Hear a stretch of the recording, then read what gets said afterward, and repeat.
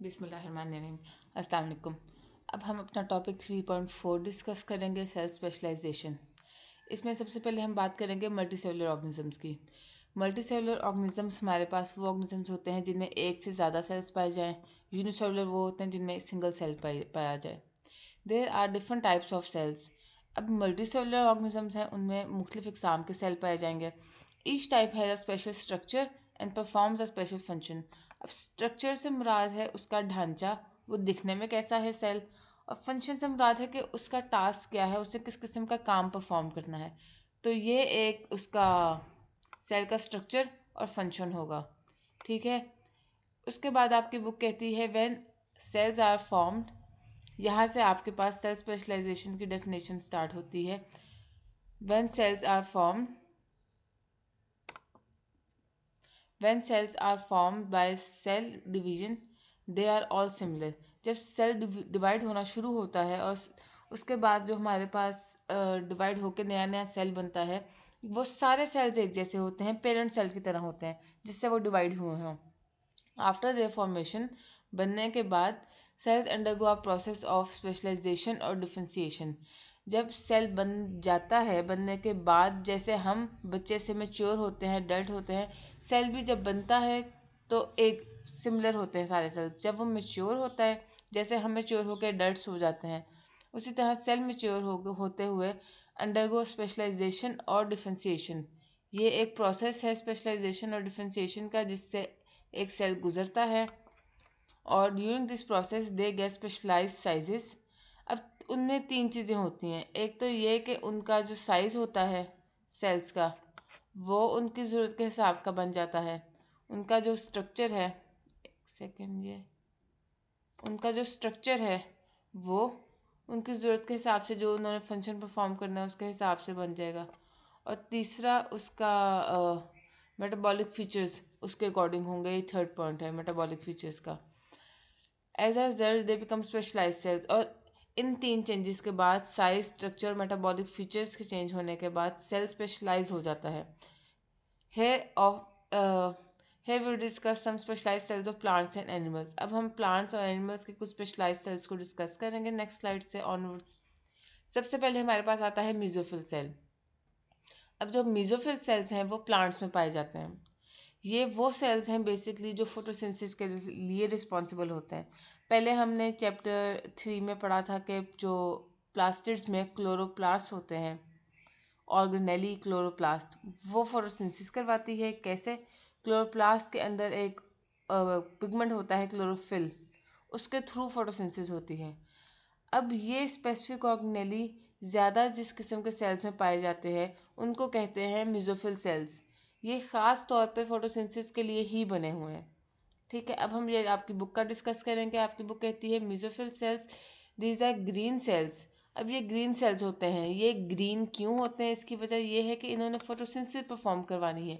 इनके अंदर क्लोरोप्लास्ट ज़्यादा है, और क्लोरोप्लास्ट के अंदर क्लोरोफिल ज़्यादा है, जो कि एक ग्रीन पिगमेंट होता है। These are green cells present in leaves. ये लीव्स में पाए जाते हैं, पत्तों में। आपको ये पता होना चाहिए कि पत्तों के थ्रू फोटोसिंथेसिस का प्रोसेस होता है। तो ये जो मेसोफिल सेल्स हैं ये लीव्स में पाए जाते हैं और ग्रीन कलर के होते हैं। There are specialized for photosynthesis. ये ख़ास तौर पे फोटोसिंथेसिस का फंक्शन परफॉर्म करने के लिए बने हैं। They contain large number of chloroplast. अब पहला तो इसका काम हो गया कि they are specialize for photosynthesis. Next आपके पास पॉइंट आता है they contain a large number of chloroplast which contain the green pigment chlorophyll necessary for capturing light energy. अब हमें पता है कि ग्रीन पिगमेंट जो क्लोरोफिल है, वो उसका काम ही ये है कि उसने लाइट एनर्जी एनवायरनमेंट से कैप्चर करके प्लांट्स को देनी है। तो जाहिर है कि वो सेल्स, मिजोफिल सेल्स, जिनका काम ही फोटोसिंथेसिस परफॉर्म करवाना है, उनके अंदर क्लोरोप्लास्ट, और क्लोरोप्लास्ट के अंदर ये पिगमेंट क्लोरोफिल, ये ज़्यादा तादाद में मौजूद होगा, ज़्यादा नंबर में मौजूद होगा। देन आपकी बुक कहती है this shape and arrangement in leave is suitable for maximum absorption of light. अब जो मिजोफिल सेल्स की शेप होती है वो, और अरेंजमेंट इन लीव्स। अब मिजोफिल सेल्स, अभी हम इसका स्ट्रक्चर भी डिस्कस करेंगे, लीव्स के ऊपर होते हैं। क्यों? क्योंकि उनको आसमान से लाइट रोशनी आनी है, उन्होंने ऊपर से उसको कैप्चर करना है लीफ के सरफेस से। तो आपकी बुक कहती है कि उनकी जो शेप होती है और अरेंजमेंट होती है, शेप शक्ल और अरेंजमेंट, वो किस तरतीब से पड़े हैं, वो लीव्स के ऊपर पड़े होते हैं। Arrangement in leaves is suitable for maximum absorption of light. मतलब यही कि उनका काम ही एब्जॉर्प्शन ऑफ लाइट है, तो उनकी जगह और उनकी शेप भी इसी हिसाब से है कि वो लाइट को मैक्सिमम एब्जॉर्ब कर सकें। अब हमारे पास इंटरनल स्ट्रक्चर ऑफ लीफ आ जाता है। अब आप यहाँ पे देख सकते हैं कि आपके पास सबसे ऊपर की तय जो है वो है अपर एपिडर्मिस। अपर एपिडर्मिस आ गया और उसके फ़ौरन बाद अपर एपिडर्मिस के आपके पास आता है मेसोफिल सेल्स। ये मेसोफिल सेल्स, ये अगर पत्ते को सीधा रखें तो सबसे ऊपर अपर एपिडर्मिस आएगा और उसके बाद आएंगे आपके पास मेसोफिल सेल्स, जो कि बिल्कुल अपर एपिडर्मिस के नीचे पड़े हैं और लाइट को डायरेक्टली एब्जॉर्ब कर सकते हैं। ये ज़्यादा डार्क ग्रीन कलर के हैं क्योंकि इनमें ग्रीन पिगमेंट क्लोरोफिल मौजूद है। देन आपके पास आ जाते हैं लोअर एपिडर्मिस। अब ऊपर की लेयर को प्लांट सेल के अपर एपिडर्मिस कहते हैं, नीचे की लेयर को लोअर एपिडर्मिस कहते हैं। आपने ये याद रखना है, ये सैंडविच की तरह है, ऊपर और नीचे ब्रेड के स्लाइसेस, ऊपर वाला स्लाइस नीचे वाला स्लाइस, दरमियान में जो आपको मिक्सचर पड़ा है वो है म्यूजोफिल सेल्स। ठीक है, और भी चीज़ें हैं जो कि अनलेबल्ड हैं, जो कि जब टाइम आएगा हम डिस्कस करेंगे, जैसे कि जाइलम फ्लोएम वगैरह है, लेकिन उनको भी डिस्कस करने का टाइम नहीं है, उनको आप छोड़ दें। अब आपने सिर्फ ये देखना है कि अपर एपिडर्मिस के फ़ौरन बाद मेसोफिल सेल्स मौजूद हैं, जो कि हमारे पास जो लाइट को कैप्चर करके फोटोसिंथेसिस का प्रोसेस परफॉर्म करते हैं। देन हमारे पास आ जाते हैं गार्ड सेल्स एंड पे। इनका भी अभी हम प्रोसेस डिस्कस करेंगे। गार्ड सेल्स जो हैं वो लोअर एपिडर्मिस के पत्ते के नीचे की तरफ होते हैं, और आप कह लें कि लोअर एपिडर्मिस से ओपनिंग निकलती है। ओपनिंग के बिल्कुल साथ जो सेल्स मौजूद होते हैं, ये आप देख सकते हैं, ये 1 और ये 2 ओपनिंग्स हैं। इनके दरमियान में जो ये जो ओपनिंग्स के साथ साथ जो सेल हैं, इनको कहते हैं गार्ड सेल्स। ये 1 और 2 गार्ड सेल्स हैं और इन्होंने दरमियान में एक ओपनिंग क्रिएट की हुई है। इसको हम कहेंगे गार्ड सेल्स। ये लोअर एपिडर्मिस के साथ होते हैं। देन अगर हम अपनी नेक्स्ट देखें, आपकी बुक अब एपिडर्मल सेल्स को डिस्कस कर रही है, जो कि हमने यहाँ पे देखा है कि अपर और लोअर सरफेस पे लीफ की प्रेजेंट होते हैं। Epidermal cells, they are flat, tightly packed cells that make the outer layer of plant organs. अब जो पत्ते की आउटर लेयर है, अब आउटर लेयर ऊपर भी होती है, नीचे भी होती है। इस वजह से ऊपर वाली आउटर लेयर को हमने अपर एपिडर्मिस कहा, नीचे वाली को लोअर एपिडर्मिस कहा। दे आर फ्लैट, ये फ्लैट सेल्स होते हैं। टाइटली पैक्ड सेल्स, ये टाइटली पैक्ड होते हैं, आपस में इनके जगह नहीं होती हवा के किसी चीज़ के गुजरने की, क्योंकि ये पॉसिबल नहीं है कि आप इस तरह से सेल्स के अंदर कुछ भी आ रहा है कुछ भी जा रहा है। इंटेग्रिटी सेल्स की रिजिडिटी कॉम्प्रोमाइज़ हो जाती है। ये आप देख सकते हैं कि सेल्स फ्लैट है और आपस में जुड़े हुए हैं, ऊपर भी और नीचे भी। Cells that are make the outer layer of the plant organs. Epidermis protects the internal tissue. अब ये टाइटली पैक्ड इसी वजह से होता है कि इसका काम है प्रोटेक्शन। ये प्रोटेक्ट करता है इंटरनल टिश्यूज़ को, जो अंदर म्यूजोफिल सेल्स मौजूद हैं, जाइलम फ्लोएम मौजूद है। इन चीज़ों को एपिडर्मस सेल्स ने प्रोटेक्ट करना है कि आसानी से इनको कोई मुश्किल ना हो, कोई ख़तरा ना हो, किसी भी हवा मतलब आंधी तूफान, कोई इंसेक्ट, किसी चीज़ से इनको ख़तरा ना हो। Modified cells of epidermis also perform other function. अब वो कहता है कि सिर्फ प्रोटेक्शन का काम नहीं है, क्योंकि आउटर लेयर तो पूरे प्लांट में आउटर लेयर मौजूद है, एपिडर्मस मौजूद है, सारे प्लांट के सेल्स में मौजूद है। सिर्फ ये मेसोफिल सेल्स के ऊपर नहीं होती, लीव्स के ऊपर नहीं होती, सारे प्लांट में जो आउटर लेयर है वो एपिडर्मस है। तो जगह के हिसाब से वो सेल्स, एपिडर्मस सेल्स मॉडिफाई हो जाते हैं। अब कैसे मॉडिफाई होते हैं? एक तो ये कि जो एपिडर्मस सेल्स ऑफ रूट हैं, जो हमारे रूट्स में, जड़ों में जो एपिडर्मल सेल्स हैं, उनमें रूट हेयर निकल आता है। मतलब ये कि रूट के अंदर से बारीक बारीक, एक तो रूट सीधी शाख नीचे जा रही है ना, उसके अलावा बारीक बारीक बाल से निकल आते हैं, जिनको हम कहते हैं root hair cells. Root hair cells, और इनका क्या काम होता है? मैक्सिमम एब्जॉर्प्शन, कि वो ज़मीन से जड़ आपकी जो है वो मैक्सिमम फूड को, मतलब मिनरल्स और वाटर को, मतलब पानी को, खुराक और पानी को मैक्सिमम नीचे से खींच सके, नीचे से एब्जॉर्ब कर सके। आपकी बुक कहती है the epidermis of root contains root cells. These cells make extensions called root hair. अब ये जो सेल्स हैं हमारे पास, रूट हेयर सेल्स, ये एक्सटेंशंस हैं। और रूट हेयर्स जो हैं, जो हमारे रूट के इर्द गिर्द बाल से निकले हुए हैं एपिडर्मल सेल्स के, इनको हमने रूट हेयर कहा है। रूट हेयर जो है they increase the surface area, इनका काम है सरफेस एरिया को इंक्रीज करना। क्यों? To absorb the water and minerals from the soil. अब ये ज़मीन से पानी और मिनरल्स को खींचते हैं। अब आपकी बात कर रही है बुक लोअर एपिडर्मस की, जो कि अभी हमने डिस्कस भी किया। लोअर एपिडर्मस, एक आपने यहाँ पे हेडिंग देनी है रूट हेयर सेल्स की एपिडर्मल सेल्स में, दूसरी आपकी हेडिंग आएगी लोअर एपिडर्मस की। Lower epidermis of leaves contain guard cells which regulate opening and closing of stomata. अब ये स्टोमेटा क्या है? ये मैंने कहा ये 1 और ये 2 गार्ड सेल्स हैं। ये यहाँ पे भी 1 और 2 गार्ड सेल्स हैं। ये इनके दरमियान में जो मोरी है, इसको उसने कहा है ओपनिंग ऑफ लोअर एपिडर्मस। ये जो ओपनिंग है, ये मोरी है, इसको हम कहते हैं स्टोमेटा। ये जब मोरी होगी मौजूद सेल के अंदर, तब हम कहेंगे स्टोमेटा इज ओपन। और जब गार्ड सेल्स ये मोरी को, ये जगह को, इस रास्ते को क्लोज कर देंगे, उसको हम कहेंगे कि स्टोमेटा इज क्लोज्ड। ठीक है, तो ये है opening and closing of stomata. जब गार्ड सेल्स हमारे दूर दूर होंगे, थोड़े से उनमें जगह होगी गुजरने की हवा के, तो वो हम कहेंगे स्टोमेटा इज ओपन। और जब गार्ड सेल्स आपस में जुड़े होंगे तो हम कहेंगे स्टोमेटा इज क्लोज्ड। यहाँ पे आप देख सकते हैं epidermis of leaf and root. ये आपने गार्ड सेल्स देख लिए यहाँ पे, ये गार्ड सेल्स की ओपनिंग, ये ऊपर और ये नीचे, ये ऊपर ये नीचे हमारे गार्ड सेल्स हैं, और दरम्यान में ये जो ओपनिंग आ रही है बारीक सी, इसको हम कहेंगे स्टोमेटा। दूसरी तरफ ये हमारे पास रूट आ गई, जड़ आ गई। जड़ से जो ये इधर से निकल रहा है बाल सा, इसको हम कहेंगे रूट हेयर। ये 1, ये 2, ये एक रूट हेयर बन रहा है यहाँ पे, तो इनको हम कहेंगे रूट हेयर सेल्स। अब आप देखें कि ये इधर से सिर्फ यहाँ से सारी हमारी हो रही है एब्जॉर्प्शन वाटर और मिनरल्स की, लेकिन इस साइड पे आप देखें कि स्ट्रेट नहीं हो रही, यहाँ से ऐसे पूरा सरफेस एरिया इंक्रीज हुआ हुआ है वाटर और मिनरल के एब्जॉर्प्शन के लिए।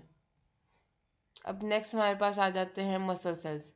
Muscle cells are specialized animal cells that can contract.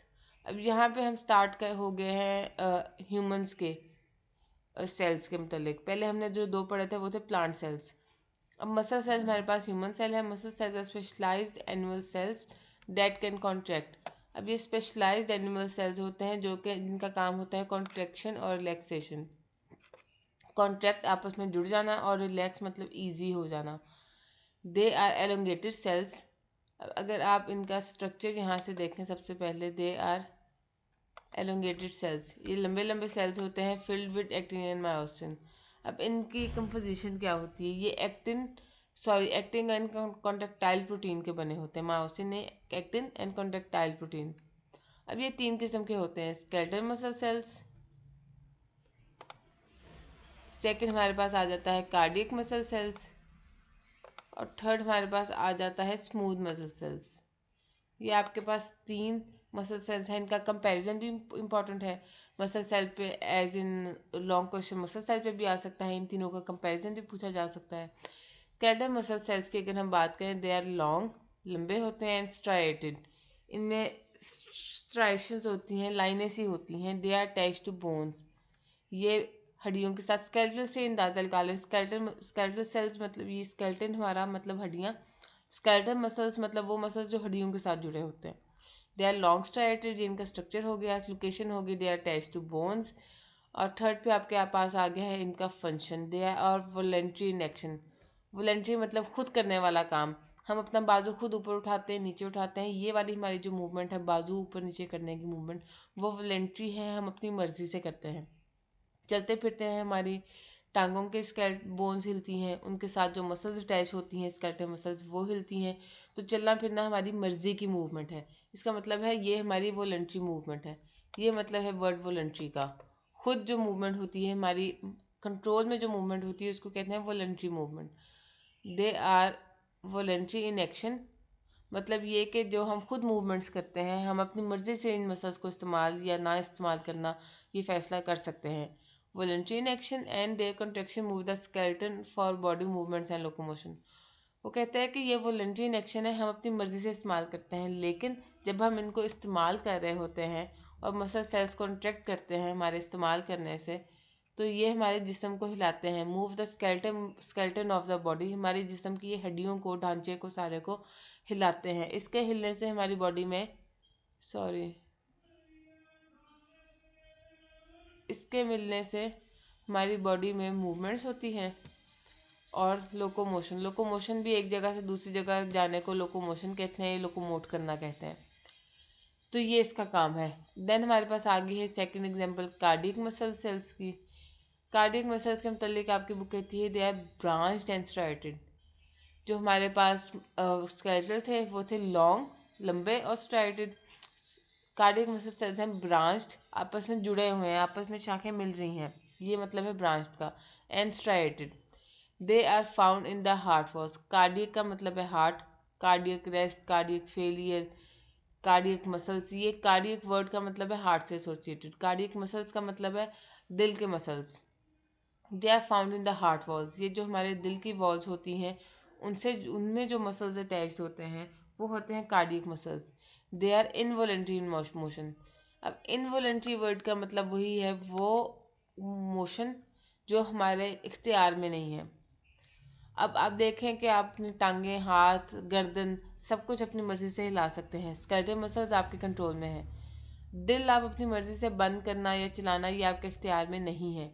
So they are involuntary in action, cardiac muscles are involuntary in action and their contractions result in the pumping action of heart. अब इनके contract होने से क्या हुआ, हमने कहा कि skeletal muscles के कॉन्ट्रैक्ट होने से move the skeletal of the body for body movements and locomotion. लेकिन स्केलेटल मसल्स के कॉन्ट्रैक्शन से क्या हुआ, पंपिंग एक्शन ऑफ हार्ट। हमारे हार्ट के मसल्स जब कॉन्ट्रैक्ट करते हैं तो हमारे दिल से जो पानी खून आता है वो फेफड़ों की तरफ जाता है, और जो खून हमारे जिस्म में जाना होता है वो जिस्म की तरफ जाता है। ये डिटेल प्रोसेस है, आप सिर्फ यही समझ लें कि हार्ट जब बंद, हम कहते हैं ना हार्ट, दिल धड़क रहा है, वो है पंपिंग ऑफ हार्ट, दिल का धड़कना। वो जब धड़कता है तो वो ज़ोर से, हार्ट के मसल ज़ोर लगा के खून को दिल से बाहर की तरफ भेजते हैं, जिस्म की तरफ भेजते हैं ज़ोर से कि हमारे सारे जिस्म में खून पूरा एक दफ़ा चक्कर खा के पूरा रोटेट होके फिर वापस हार्ट की तरफ आता है। इतना पावरफुल एक्शन है पंपिंग ऑफ हार्ट। देन हमारे पास आ जाते हैं smooth muscle cells. Smooth muscle cells के स्ट्रक्चर की अगर हम बात करें तो वो कहते हैं they are spindle shaped. Spindle word हमने क्लासिफिकेशन में भी पढ़ा था कि जूते की तरह का, मतलब एलो, मतलब ओवल सा, लंबा सा, चप्पल की तरह का स्पिंडल शेप होता है। एंड नॉन स्ट्राइटेड, पहले दो स्ट्राइटेड थे, ये नॉन स्ट्राइटेड है। पहला वाला लॉन्ग था, दूसरा वाला ब्रांच था, और ये वाला है स्पिंडल शेप्ड। कंफ्यूज नहीं होना आपने, स्मूथ इनके स्ट्रक्चर भी इनके फंक्शन के अकॉर्डिंग ही है। अब स्मूथ मसल्स जो हैं वो हैं spindle shaped and non striated, they are involuntary in action. ये भी इनवॉलेंट्री है, मतलब ये भी वही काम परफॉर्म करते हैं जो हमारे इख्तियार में नहीं है, हम खुद ब खुद रोक नहीं सकते उस काम को। And are present the walls of internal organs. अब आपके जो इंटरनल ऑर्गन्स है, किडनी में खून आ रहा है, जा रहा है, लिवर में आ रहा है, जा रहा है, हमारा खाना हम खाते हैं, खाना हमारा सारा लंग से, इंटेस्टाइन से गुजरता हुआ हमारा वो जिस्म से निकलता है, वो सारी मूवमेंट हमारे इख्तियार में नहीं है। आप अगर छोटी सी एग्जांपल देख लें कि आपको जब मोशन आया होता है, आपने जब वॉशरूम जाना होता है, वो चीज़ आपके इख्तियार में ही नहीं होती, आपको पता है आपने जाना ही जाना है, आपको पिशी करनी है, आपने आपने जाना ही जाना है। ठीक है, ये वो काम है जो आपने करने ही करने हैं, इनवॉलेंट्री एक्शंस हैं। और इनमें जो मसल्स यूज़ होते हैं वो होते हैं smooth muscles. Involuntary action present in revolve of many internal organs. अब ये दोनों जो सिंपल से आपको प्रोसेस बताए हैं, ये दोनों हमारे इंटरनल ऑर्गन्स के हाथ में होते हैं, और उनका एक्शन जो है वो इनवॉलेंट्री एक्शन है। अब वो आपको एग्जांपल दे रहा है, smooth muscles in the alimentary canal. Alimentary canal का मतलब होता है फूड कैनाल, वो होती है एलिमेंट्री कैनाल।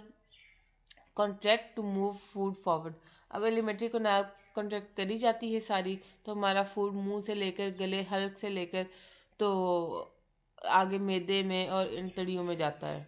ठीक है, while those in blood vessels regulate blood flow. अब जो हमारे muscles, smooth muscles blood vessels के अंदर हैं, ब्लड वेसल्स वो नालियाँ जिनमें खून बहता है, वो स्मूथ मसल्स जो हमारी खून की नालियों में हैं, वो स्मूथ मसल्स हमारे खून को सारे को गुजरने में, regulation of flow of blood में इन्वॉल्व होते हैं। मतलब ये कि प्रॉपर तरीके से हमारा खून बह रहा है, regulate the flow of blood.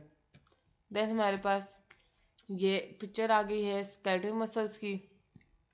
हमने बात की थी स्केलेटल मसल्स लॉन्ग हैं, ये देखें ये लॉन्ग हैं, 4 मसल्स पड़े हैं यहाँ पे, लॉन्ग 4 मसल्स हैं, और ये स्ट्राइटेड है। इनमें लाइन सी ये बारीक बारीक आपको नज़र आ रही होगी, लाइन है, एक सेकेंड, बारीक बारीक ये लाइन है, ये स्ट्राइशंस हैं, इनकी स्ट्राइटेड मसल्स हैं।